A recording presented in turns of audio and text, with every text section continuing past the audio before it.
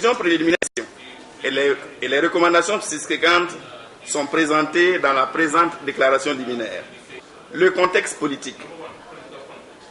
La mission d'observation de l'Union africaine relève que l'élection présidentielle du 26 février 2012 s'est déroulée dans un contexte politique marqué par la contestation de la candidature du président sortant par un mouvement citoyen qui soutient qu'il n'aurait pas droit à un troisième mandat.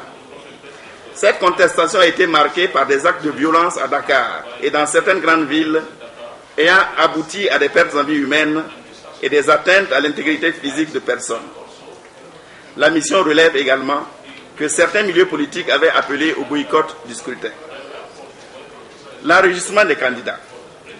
La mission a noté que certaines candidatures ont été invalidées par le Conseil constitutionnel pour nombre insuffisant des signatures requises, ce qui constitue une violation de leurs droits. La mission a également relevé que la campagne électorale s'est déroulée dans un climat marqué par de fortes tensions politiques.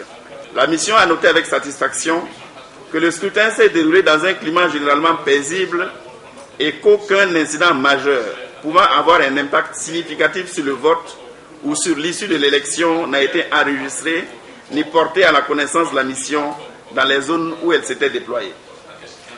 L'émargement et l'identification des électeurs. Dans la plupart des bureaux de vote observés, les électeurs ont présenté leur carte d'électeur et la carte nationale d'identité conformément à la loi électorale.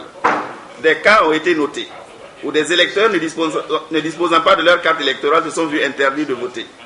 Dans d'autres cas, des électeurs ayant leur carte d'électeur et leur carte nationale d'identité, mais dont les noms ne figuraient pas sur les listes électorales, sur les listes d'émargement, n'ont pas été autorisés à voter non plus.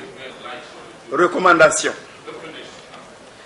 Sur la base des recommandations et conclusions des différentes équipes, la mission d'observation de l'Union africaine recommande que, d'abord, soit organisé un dialogue politique constant entre les différents acteurs du processus électoral en vue de promouvoir le consensus sur les questions politiques de grande importance.